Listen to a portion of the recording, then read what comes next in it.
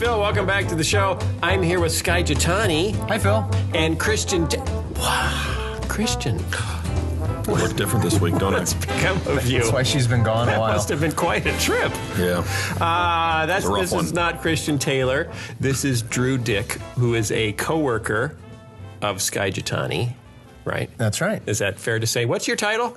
I am managing editor of Leadership Journal. Okay. And my office is right next to Sky's. Mm-hmm. Wow. Yeah.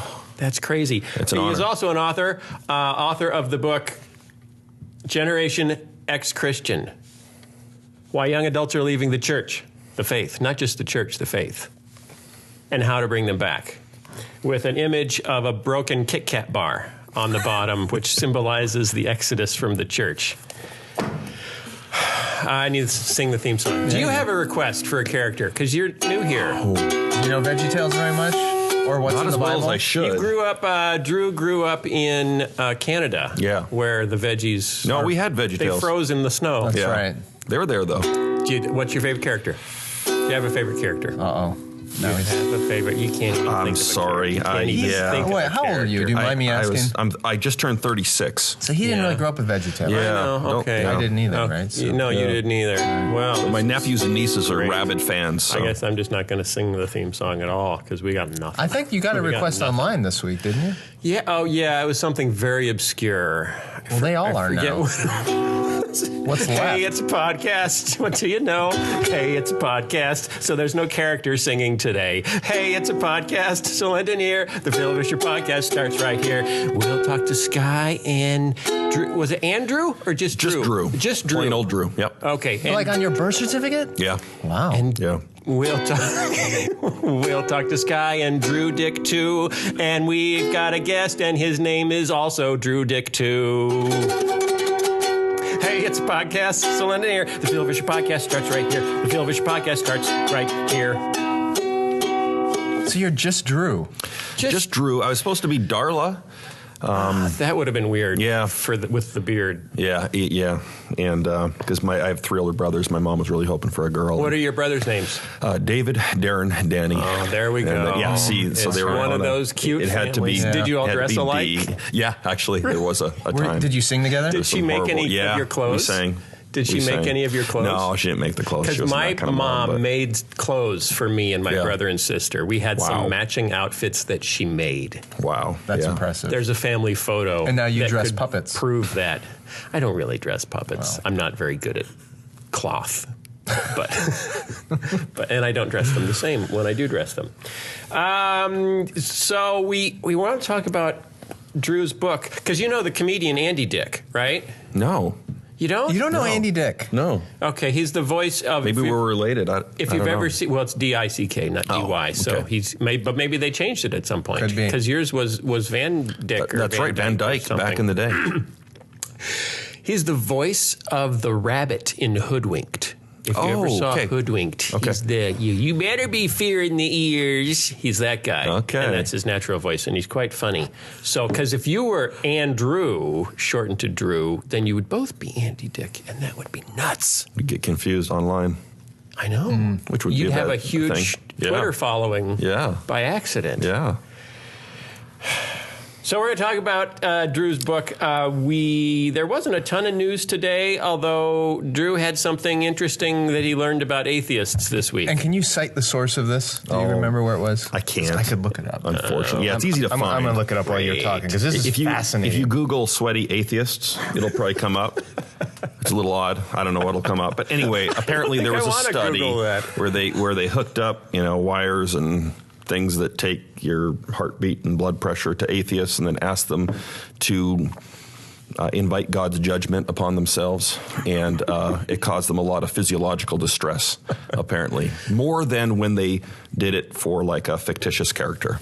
So what we learned from this is that atheists are, in fact, nervous that they might be wrong. At a physical at a very level, fundamental level. yes. All right, I think I found it, A guys. subconscious level. What do you got? Okay, atheists get sweaty when daring God. There it is. There it is. That's the title. Yep. Atheists get sweaty when daring God. Okay, researchers offer 4 explanations because Drew's explanation of what was going on is correct. One, the atheists implicitly believe in God even if they don't explicitly believe. That's one explanation. Okay. So I bet atheists don't like that explanation. They're hypocritical atheists. Okay. Atheists would like you to go to the next explanation now. Explanation 2, that atheists found it stressful because others, possibly their friends and family, do take God seriously. So it's our fault. Okay. That they get sweaty. Well, that could be. Vicarious fear. Right. Okay. Third, that appealing to God may have been absurd or averse to atheists, leading to a dissonance-related effect. Okay. It's so outrageously ridiculous. It's dissonant sweat. Yes. I've had that happen. It smells worse, too. Fourth explanation, although the atheists do not currently believe in God, they may have done so previously, and that may have influenced their reactions. It's vestigial dissonant sweat. That's right. Residual belief in there Residual somewhere. theism. Yep. Wow, that's interesting. Lingering Did you see, speaking of our favorite atheists, Richard Dawkins on Bill Maher a couple of weeks ago, I think the week before last? It was on Bill Maher. One of the things he said, which got a little attention, was that he's convinced that President Obama is an atheist, just not willing to admit it. And he's convinced that there have been at least 2 atheist presidents, Obama and Kennedy. He's convinced that our first Catholic president was actually our first atheist president. Do you think people would be more upset if Obama was an atheist or if he was a Muslim? Muslim's scarier, I think, to most people. Yeah. You think? Yeah. Atheist, just annoying. Sure. Muslim, scary. Which is sad because neither are true of Muslims nor atheists. Yeah. You don't find any Muslims scary? Well, that's when you say any. You don't find any atheists annoying? I find a lot of Christians scary and annoying. So I don't think you can just paint with a broad The real brush. question is, why is a biologist telling us about the true religious beliefs of why is a British biologist telling us about the true religious beliefs of presidents of the United States? How does that happen exactly? And why is a biologist telling us about God and philosophy, theology? But don't get me ranting. Well, that's what the whole podcast is what pretty do you much mean, about. don't get me ranting? How do we... That's what this is. Okay. Generation X, Christian. And it's EX. I know, that's I don't know. clever. Yeah. It's a pun, kind of. It's a pun. It's kind of punny. Ex-Christian. Yeah, and this wasn't the original cover? No. Sky, can you tell them the story behind that? Because you were involved. Yeah, the publisher sent Drew the original cover Design. concepts, and he was showing them to some of us in the office, and it looked just like that, except the cross had Jesus on it. It was a crucifix. It was a crucifix. And Jesus was broken. Jesus was broken. Yeah, and I said, Moody Publishers? Well, that explains it, because I don't think there are a lot of Catholics there, and they probably didn't think that might be offensive. They don't like crucifixes anyway. Right. So I said, I think I'd take Jesus off of that. If you're going to have a broken cross, just have a broken cross. You said it stronger than that. You said, take Jesus off the cross. Well, it was an email. Yeah. Something like that. Save Jesus. Right. I think it was a good suggestion. And then who said replace him with Kit Kat bars? Whose idea was that? Because they look delicious. Yeah, they do. You're right. Well, that's atheist communion. They break the Kit Kat bar, and then they sing, "Give me a break." They're going to find you annoying. Give me a break. Break me off That's a piece of that. That's their worship song? Yeah. Why'd you write this? What inspired you? I got a book in me. Ow, I just hit my ukulele with my elbow. Careful. Sorry, Plinky. Well, it was a personal issue for me. I ran into some friends that I'd grown up with, went to church with, youth group, that just walked away from their faith. Wandered off the ranch, so to speak. I remember one guy came and visited me. I talk about this in the book, but it was probably 5-6 years after high school, and over dinner, he just kind of hung it out there like a piece of meat. He said, "I am no longer a Christian." And I was like, what? Unprovoked? Just threw it out there? Well, I don't know. I mean, I think it came up in conversation. Semi-provoked. But he's like, I just left it. Okay. Kind of like he had just, I don't know, shed a bad habit or something. And so, we had a long, interesting conversation. And then, I think part of this is because of Facebook and social media. I was able to kind of keep tabs on people that I grew up with and went to church with. And I realized that more and more of them were either just disengaging from church or leaving the faith altogether. So that's kind of what piqued my curiosity, and then I started to research a little bit about the trends. And were you aware of like the Barna research or the Rayner? Is that what it is? Yep. Tom Rayner? Yep. Rayner research says 70% of youth leave the church by the time they are 22 years old. Barna research says 80% of those reared in the church will be disengaged by the time they are 29. Yeah. That's a little bit freaky. Well, and it's the bigger issue is that they're not coming back because people have tended to always disengage at higher percentages in those years, but they've come back. What we're seeing now is, of course, they're not coming back in the same strength of numbers as they used to. And what's interesting in your book is that you break out these people into segments. Yeah. You study them. You dissect them. I love categorizing people. You put them in boxes. And the boxes, you've got 1, 2, 3, 4, 5, 6 boxes. Oh, don't make me remember them all. Of people. That's an unholy number. You know? I know. I should. 6. I did feel a little pressure to go for 7. Yeah, that would have been better. Yeah. And especially since you have 3 sets of 6 boxes. That's just... No, he doesn't. Oh. I made that up. That's not true. Scared me. The 6 categories, in case you don't remember your own categories, are postmoderns, recoilers, moderns, neo-pagans, rebels, and drifters. Memorable titles. Yeah, the last 2 are kind of Hollywood models, a little James Dean action going there. How did you come up with those 6? 1, 2, 3, 4, 5, 6. Yeah, 6. Well, yeah, my MO was just to, I'm not a sociologist or a statistician, but as a journalist. Can I call myself a journalist? Well, today you can. Do you journal? No, I don't journal. Okay. But I write articles. You can't. No? You're Okay. an articlist. As a pseudo-journalist, I thought what I can do is track down some of these people and kind of get to the stories behind the statistics. That was my goal. Did you have an idea of categories before you started? No. It solely emerged. Yes. Okay. Yeah, and they're not airtight, obviously. No, they're not. As categories tend to be. Give me a sentence about each one. Okay, really quick. Postmodern. Okay, this is like the guy who confessed to me that he had left his faith. I hit him with C.S. Lewis, as any good Christian would, and said, okay, well, what do you do about Jesus? Was he a liar? Was he a lunatic? Was he Lord? And he was like, you know what? I don't think reason and rationality are the best ways to find spiritual truth. And I didn't realize it at the time, but what I was encountering was essentially someone with a postmodern worldview. Yeah. Right? Yeah. Experience is the way to find spiritual truth, not reason and rationality. True to you, not what is true. Relativism. Exactly. And they'll say, hey, that's great that Christianity works for you. But so postmoderns are very relativistic, and you can't really reason them into faith. Exactly. And they're kind of allergic to truth claims and moral absolutes, that kind of thing. They resent it. Yeah, and so they've left for those reasons. Okay. Yeah. And that would fall also into the realm of truth claims are power grabs. Exactly. You're trying to control other people. Was that Kant? Was it Kant who said that? Or Foucault, maybe. Yeah. Oh, that's to a get good really name deep too. on you. Yeah. Well, Okay. and even Nietzsche, Maybe everything is Nietzsche. just the will to power. Yes. Yeah. Nietzsche. Nietzsche. Nietzsche. Sounds like something that it's a Star Trek language. Recoilers. Now, recoilers are people that have been hit with a Bible too hard. Yes. And it actually knocks them backwards. Sometimes literally.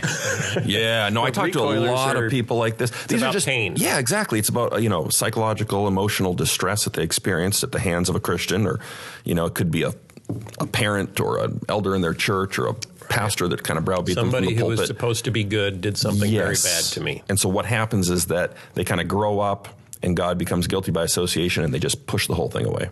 Okay. So, and often, like I talked to one young woman who'd graduated from a prominent Christian college that I won't name. Okay. Who was an atheist in her mid-20s, and she told me for like an hour all the reasons she didn't believe in God. And it was pretty impressive. Logical reasons. Yeah, she'd done her reading. But then after an hour, I started asking her some questions about the details surrounding her quote-unquote deconversion.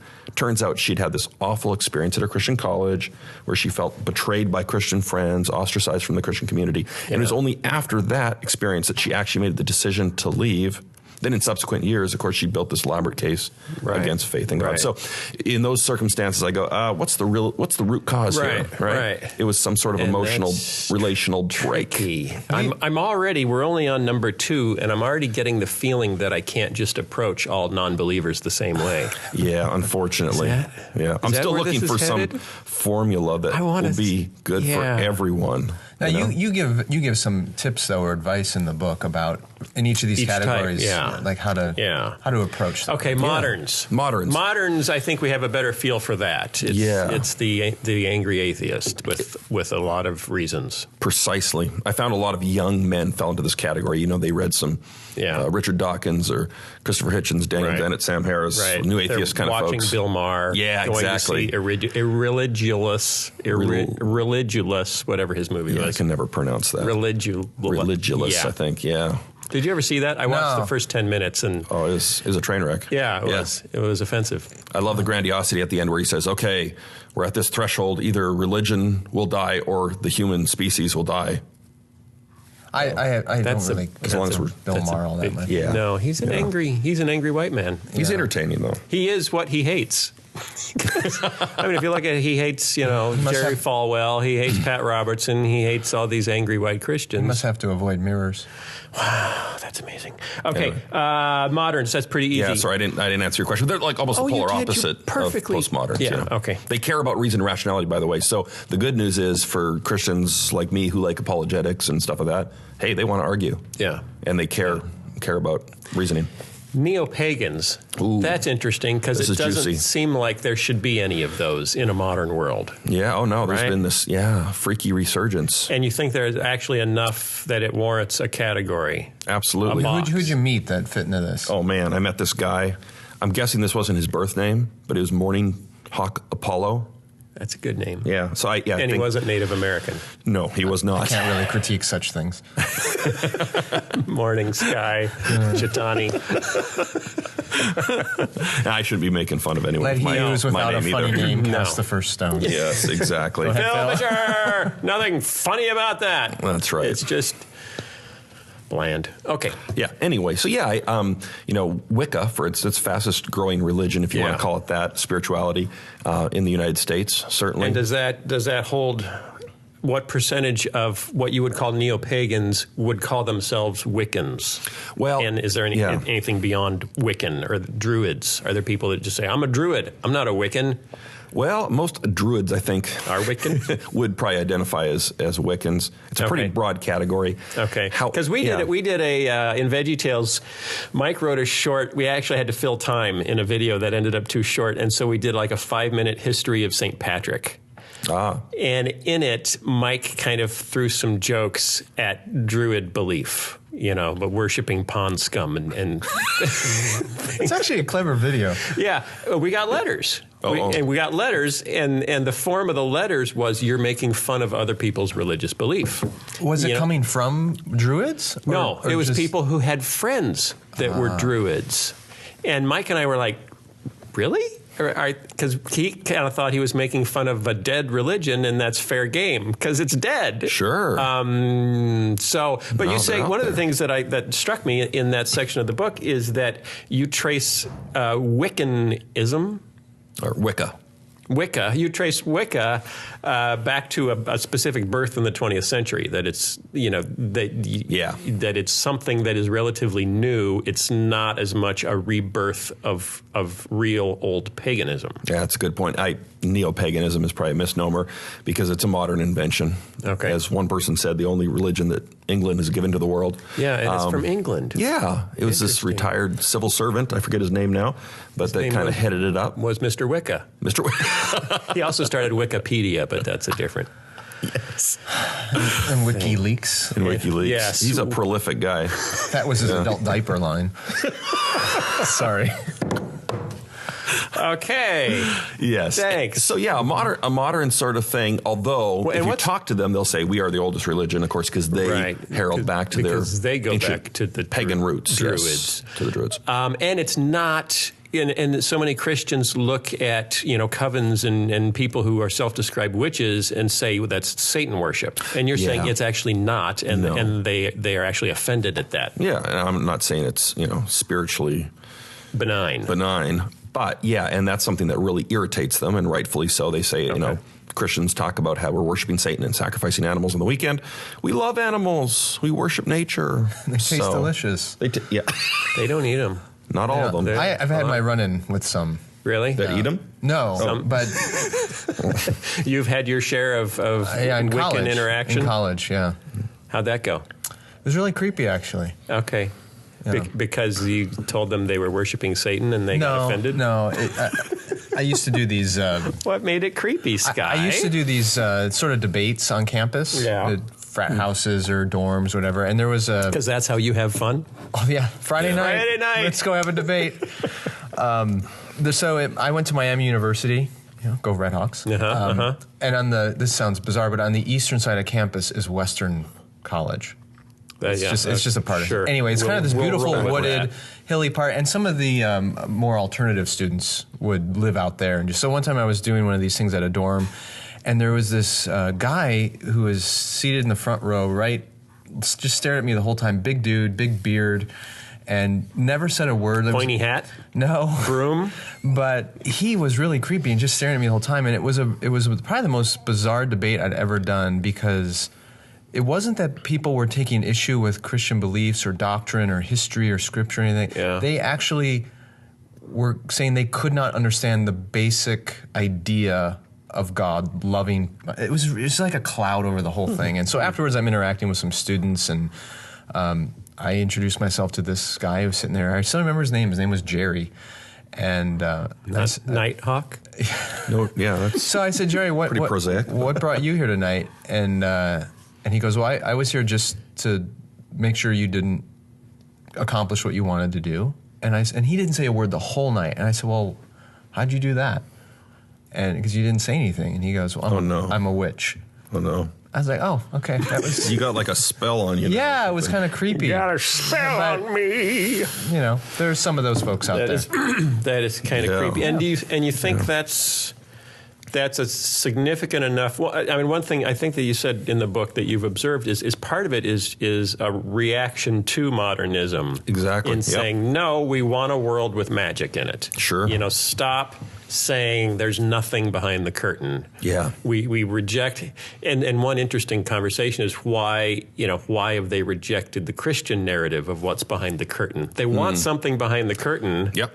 Yeah. What did we do that screwed up the Christian narrative as an appealing I think the big option difference is in the Wicca Neo-pagan kind of thing is there's magic behind the curtain, but I also get to control that magic. Yeah. Whereas in Christianity, there's magic behind the curtain, and I'm obligated to it. I actually absolutely It's about control. Our friend Morning Hawk Apollo said something that was refreshingly candid. He said, the essential difference for me, he said, in Christianity, Yahweh is supreme, and he kind of calls the shots. But in Wicca, we get to choose. There are multiple deities that are kind of represented by nature, and we get to choose the ones that we like the most. So I think you're right. And that's all through the Bible, which is fascinating. Even in the Old Testament, it was about, will you submit to the loving hand of Israel's God, or will you go after these pagan deities that you can control? That you think you can pull the strings on. And we still treat Jesus that way. I think that's a different podcast. It is, but that's the essence of human religion right there. Okay, rebels. Yep. Rebels. What's a rebel? Rebels. Oh, well. I think we know. Yeah. Yeah, it's like... Is it primarily don't tell me what to do, don't give me your rules, don't apply your moral standards on me? Yeah, there's sort of that kind of, defiance of authority. Okay. Also, I kind of lumped into this category people that are just, moral rebels. So they kind of, get outside their home, go off to college, out into the work world, and they go, I want to party, I want to live with my boyfriend, girlfriend, whatever. Right. And these Christian beliefs are quite restrictive, and I think I'll ditch them. But it's not really thought through intellectual disagreement with Christianity. It's exactly. More, See, I think often we make the mistake, especially when you go online, you think that every person who leaves the Christian faith has intellectual beefs, and they've thought this out, and they're angry. Right. A lot of people... And then if you go in with the right apologetic, you can turn it around. That's right. And you can do that and totally be missing the point or just irritating them. Right. How do you... I didn't read the whole chapter. How do you appeal to a rebel to return? Well, one thing I said is that, or you just have to wait till they're kind of played out and in the ditch. Sometimes, yeah. I talked to one person that fell into this category, Andrew Palau. Do you know Andrew? Oh, yeah, I've interviewed him. Yeah. And he was a rebel. He's back now. He's Luis Palau's son. Yeah. The famous evangelist. The Palau Association. Is that a... That's an endorsement. Is it an endorsement? Yeah, okay. we endorse things here. Okay. And we don't get paid for it. Notice I've not rung it for your book. Oh, man. We've been ringing the... Yeah. Generation X Christian. Okay. Like 10 dings at least. A ding per category. Yeah, and so he said, I just wanted to kind of do my own thing, and it wasn't like I had some intellectual crisis of faith or anything like that. So it's more of a prodigal son thing. Yeah, and his parents, incidentally, did a great job of kind of just keeping in contact with him. Yeah, but not freaking out. Not freaking out. Yeah, often, unfortunately, parents, family members, friends that are Christians have, either they disengage completely, which of course is a mistake, or they go on the offensive and start, throwing Bible verses at them and scaring them with hell and really all that kind of stuff. Emails that are not invited. Yes, exactly. Unsolicited emails. And that's a mistake too. Definitely. From what I saw in my research, it pushes people further away. Surprise, surprise. Okay. Yeah. Last of the 6 categories is the drifters. Yeah. That just drift into town, sell dope, and then drift on to the next town. Or drift in and try to start marching bands and sell the town musical instruments. That happens. That kind of drifting. Yeah, they're a problem, I'll tell you. What you're talking Not about? exactly. Okay, but you got something interesting there. Drifters are basically, like you would think, people who just drift away from the faith. Yeah. So it was probably never a core deep thing to begin with. It's probably an indication that they weren't truly cultural Christianity. Yeah, exactly.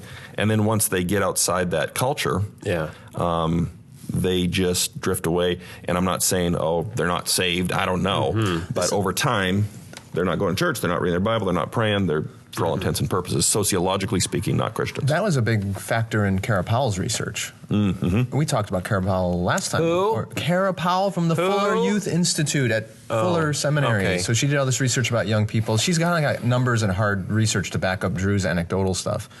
And but they're very, very consistent with each other, which should make you feel good. Exactly. So her rigor balances out Drew's lack of rigor. Exactly. Yeah, okay. And I reviewed her book, so I feel like that put me above And she's her. one of our contributing editors. Kara's great. Yeah, she's But awesome. she found that a lot of these young people who grew up in the church never really internalize the identity, and therefore when they get out of the community, they just naturally drift away. It washes off. Right. And then on the flip side, she found that one of the key factors in helping young people really identify with the faith in the church is contingent on how many relationships they have with adults in the church. So when you completely segregate young people and they never really interact with older generations in the church, they're more likely to drift away. Interesting. Yes. No, that's huge. The number one predictive factor as to whether a young person is going to retain his or her faith is if they have intergenerational connections. Wow. That's Kara Powell, that's Beyond Christian their Smith. own parents. Yeah, well, it can be parents too. Okay. But yeah, generally, and The more the better. The more the better, and our age. I'm not totally down on age-related ministries. Yeah. There's certain things you can't talk about with grandma in the room. Okay, so they're important, and yet they have this kind of ugly, unintended consequence of siloing people into these camps, and then once they age out of, say, the youth group, they've aged out of the church, and they don't have that older, mature Christian who follows up with them, talks to them, and they just drift away. The youth pastor has moved on to the next generation. Yeah, exactly. He just doesn't have the time. Which of these 6 groups do you think is the biggest? Numerically speaking, drifters. Okay. One study I read said that, on deconverts, when they asked why they left, 77% of them responded, I just drifted away. Okay. So they're probably the biggest, even though... Which is kind of interesting because those are the ones that we're kind of responsible for in the church. Yeah. It isn't like anybody They're the won ones them that away. we made. Right. And here's another interesting thing about deconversion. It's a funny word, I know. But it's almost always more push than pull. That is, people talk about the insidious influence of the world and that people are going to be pulled away by bad influences, say, at high school or pop culture or whatever. That's not how it works. It's almost always something that happens internally in the church, in a Christian family, that either kind of inoculates them against true Christian belief or turns them off and pushes them away. Well, that's a message we don't want to hear. I know, I'm sorry. Thanks. Yeah, could you Drew. change I'm sorry. that, please? Yeah, I'll work on Say it. something different. Yeah. Point out the speck Yeah. in the culture's eye. Which of these are new? Are any of these new? And because my bigger question is, why are the statistics so alarming now? Mm-hmm.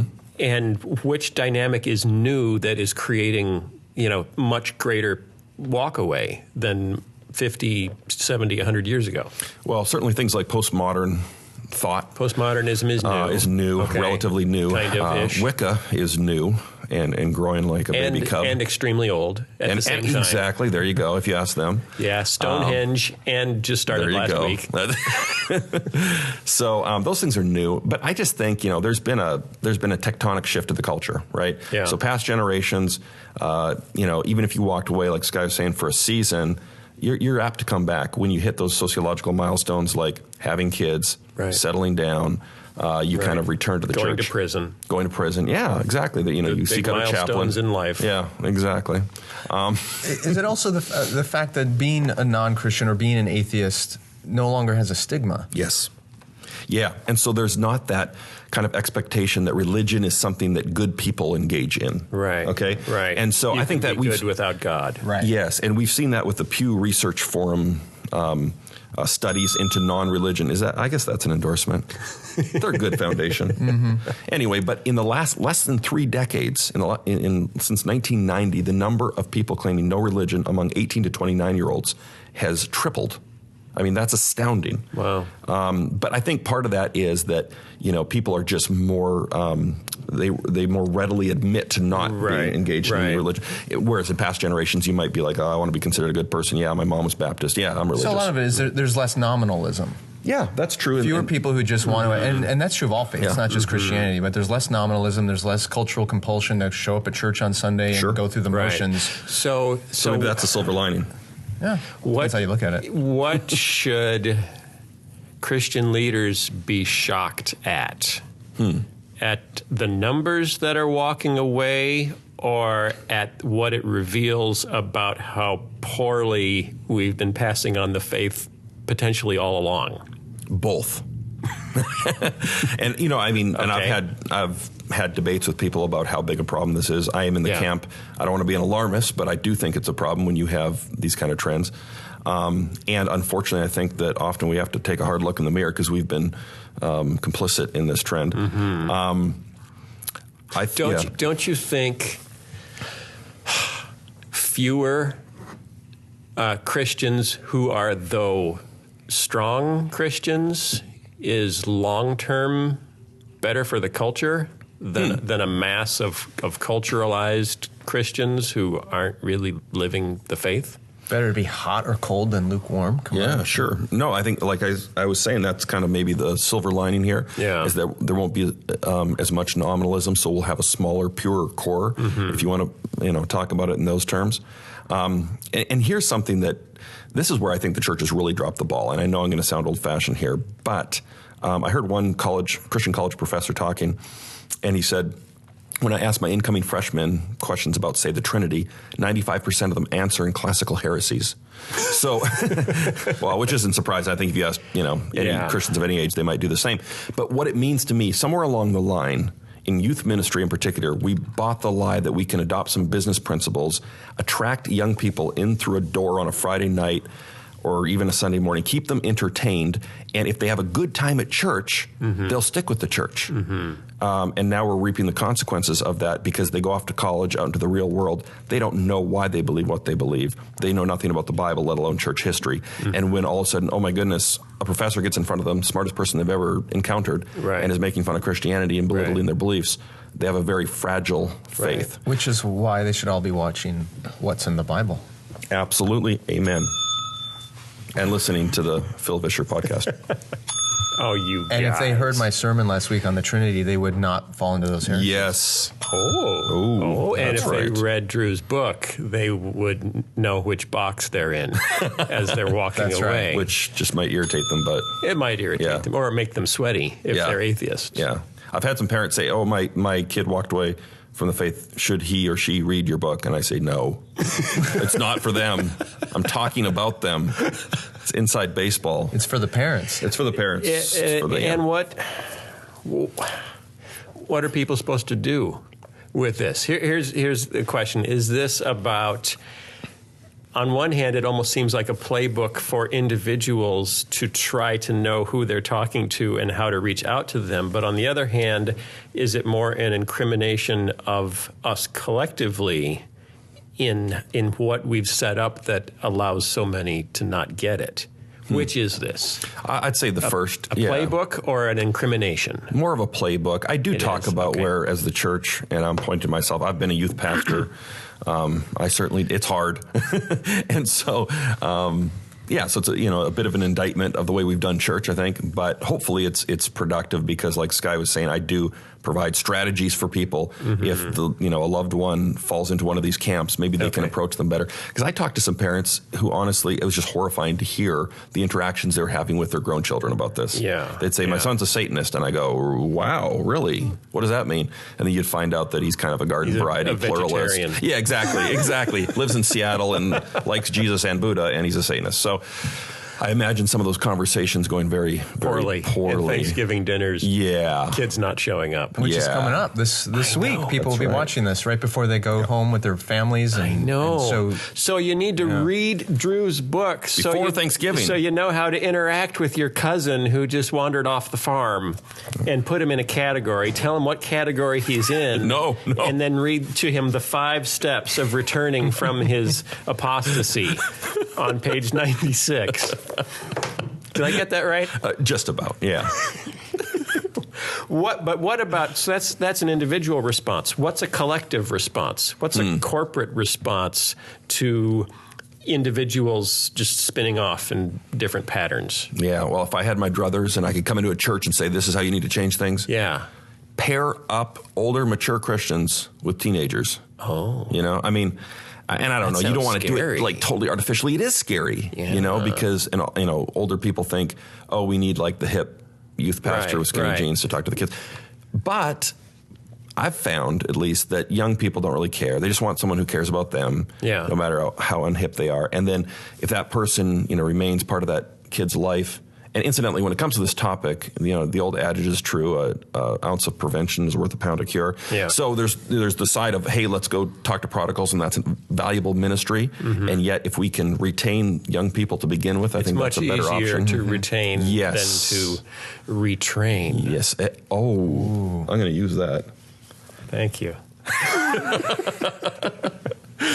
And then I'd say I'd use some very old, scary words like catechesis. I'd say we need to train kids about the Bible. I know it's old-fashioned. You got to train the adults. I know. Yeah, because if the older people that are trying to meet with them freak out at their questions. That's so I think is one of the big bottlenecks here is we assume that the adults in the church have a vibrant faith of their own that's lived out and understood that can be transferred. So that's a good point. And a lot of the young people I talked to that had walked away, they would say, I went to my parents or, people in the church with these questions that I had, these doubts, and they shut me down. And they realized, some of them said, they didn't even know the answers to these. Yeah. So they're the nominal cultural Christians that the younger generation isn't tolerating anymore. Yeah, is a part of the dynamic that an older generation of nominal Christian is staying with the church and a younger generation of nominal Christian is not. Exactly. Yeah, absolutely. And a lot of people said, hey, listen, ex-Christian, these people weren't Christians to begin with. Or maybe their parents weren't even. And I wasn't trying to make any sort of going there. Judgment Day guesses as to who's saved and who's not. But the people that I did talk to considered that at one time they were part of the fold, they were Christians, and so I wanted to honor the way in which they viewed themselves. Okay. If that makes sense. Yeah. Have you tried, like as a youth pastor, or at any point in your roles in churches, have you tried the pairing of the older and the younger? No.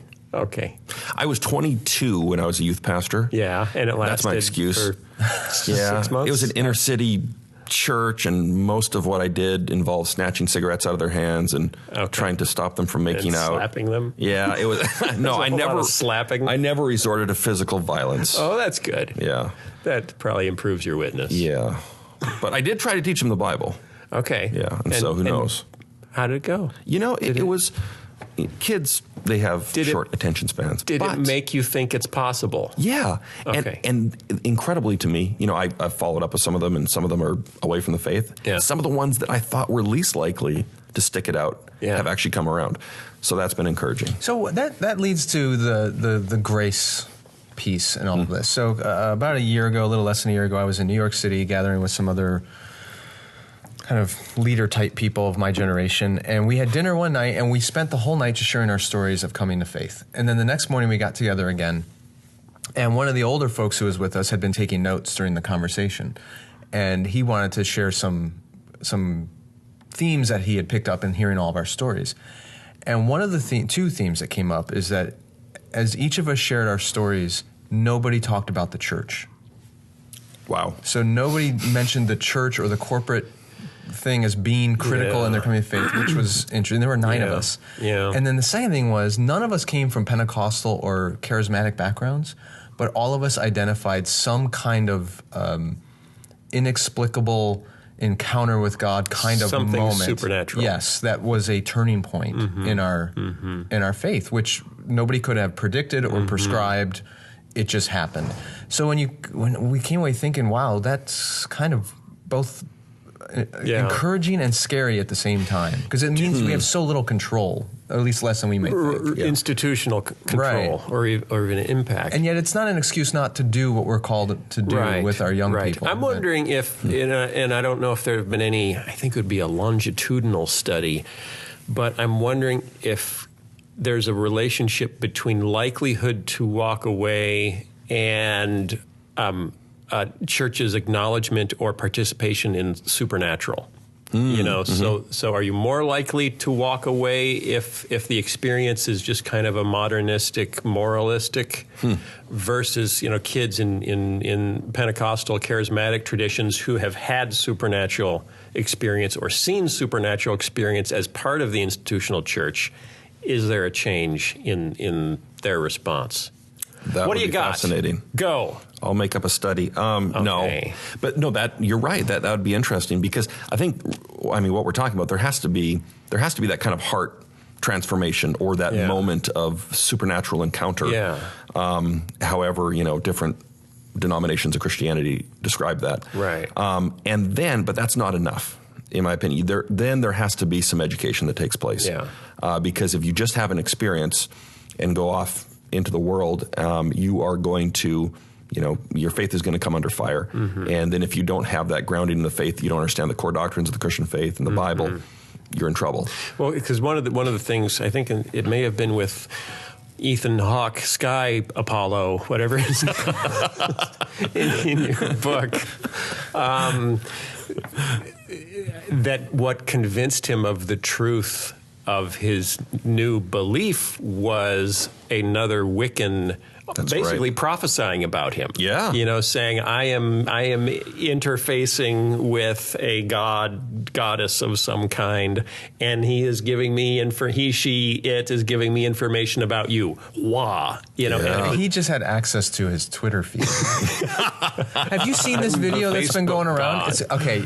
People, you need to check out this video. Yeah. It's called The Social Media Experiment. It was done by a comedian, forget his name. No. And he's in a restaurant or whatever, and he looks for people at the restaurant who have recently tweeted something or put something on Instagram, and then he goes up to them and says, I'm a psychic, and your name is this, and your dog is that, and these people start freaking out, like, how do you know this stuff about me? And then at the end, he tells them, well, it's because you're putting it all up for the world to see on Facebook. But you can totally mess around with people. And your bank account number is just now empty, because people put all this information out there and think, it's just going to my friends or whoever. But so anyway, that could have happened. That's what was really behind it. I think that was a little bit of Apollo, Wiccan, tangent Skybird off of our topic. A little bit. Thanks a lot. You should see that. I don't even remember what we're talking gonna look about it up. now. Why is Drew here? We're talking about supernatural encounters. And morning Hawk Apollo. Ethan Hawke. Ethan Morning Hawk. Ethan Hawke, Sky Apollo. Yeah. I believe is the name you're looking for. Well, cool. What's your next book?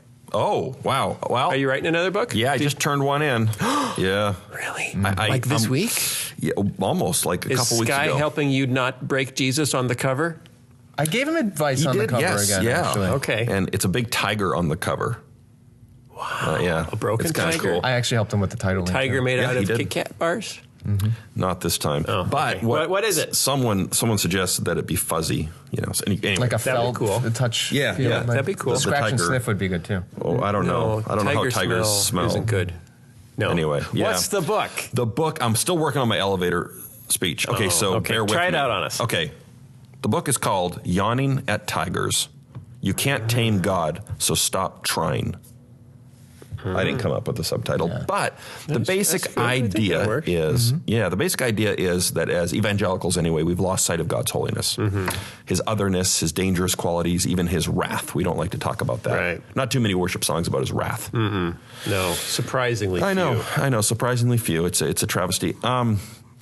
So I'm arguing. you're going there? I'm going there. Yeah. Are you writing worship songs about No, wrath? no. A addendum in the back of the book, a CD in the book. I think a ukulele great song about idea. wrath would be great. If you'll sing it for me, I'll write it. Okay. So basically the first half of the book, I argue for rediscovering that because I think sometimes we write ever more effusive worship songs, for instance, and we talk about God's love, love, love. He loves you so much. And there are books about God's obsessed with you and he loves you, loves you. And he does. That's good to talk about God's love. But if we Do you forget think we about need his... to turn it down a little bit? No, maybe.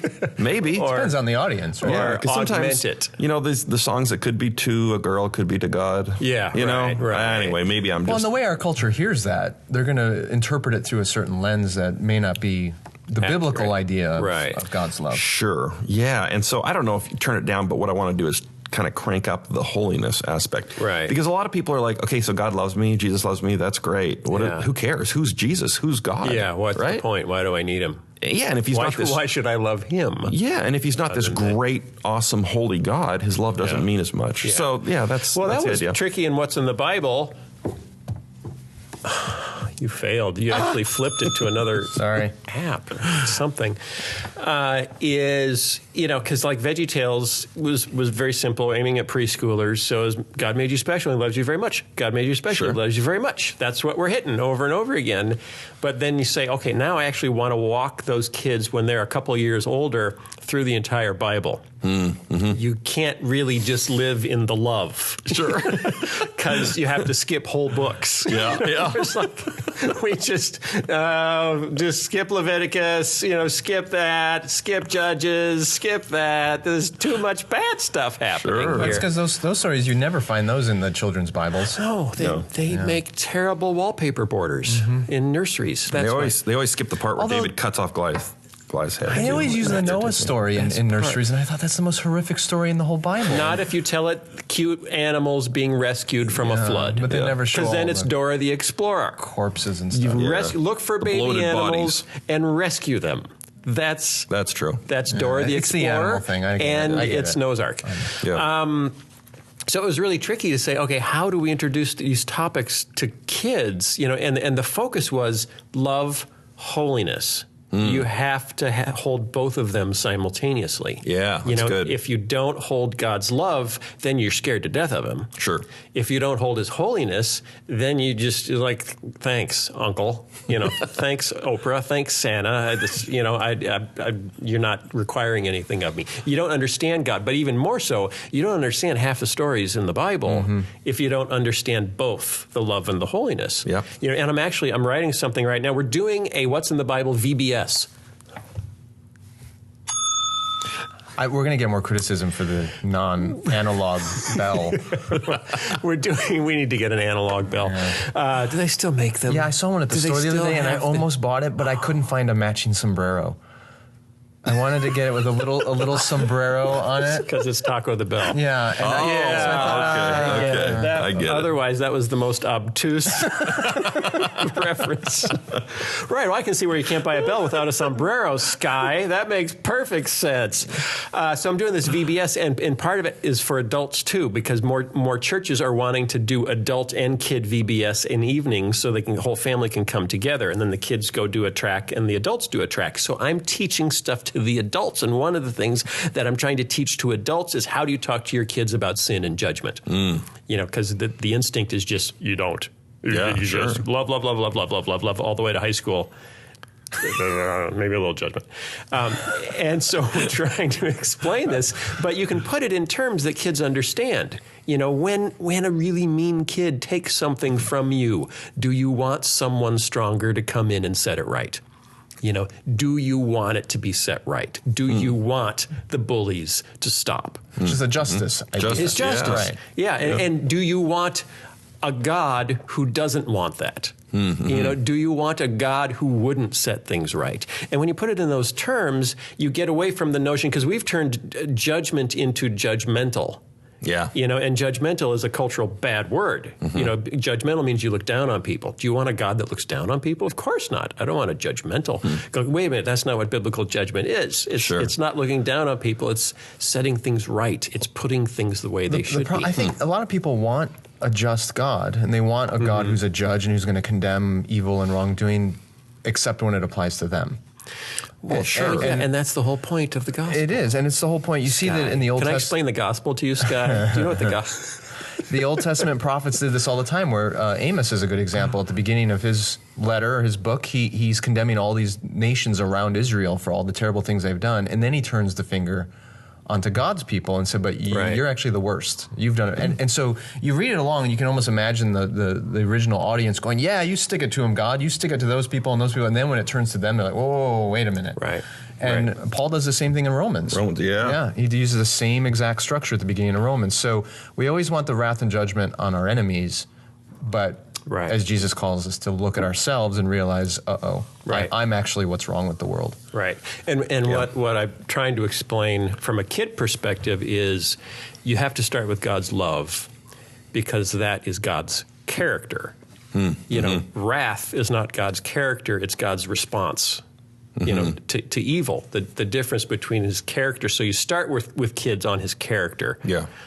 Love, holy. Both great things. As a result of holiness and love, you get judgment. Yes. You know, that's well put. But that's not God's character. That's his response to evil.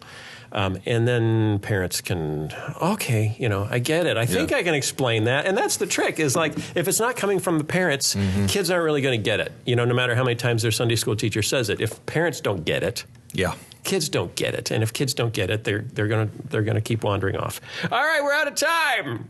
Whoa, that went quick. I have one thing I need to say. Isn't that amazing? I got one announcement. One announcement. Oh, yeah. Sky is I just found going to out. be a father for the fifth time. No, sorry. Not that kind of an announcement. Limited time only. If you go to my website, which is skyjatani.com, you can sign up for my monthly newsletter. And if you do that very soon, because it's going to come out quickly, you will be the very first people to get an advanced excerpt from Futureville. Whoa! So Excerpts the book comes out in Futureville. about a month, and you'll get to read a section first. But you got to sign up for the newsletter. It's totally free. What's your website? Skyjatani.com. How do you spell that? SKYEJETHANI. Period. Sky E. Jathani. Bill can put it, you know, at the bottom of the... Right, Bill? Right. Thank you. See the grief I have to deal with? I know. Yeah. I know. Well, if you say it phonetically, I was trying to help you. Phonetically. And you go on me. Phil Vischer.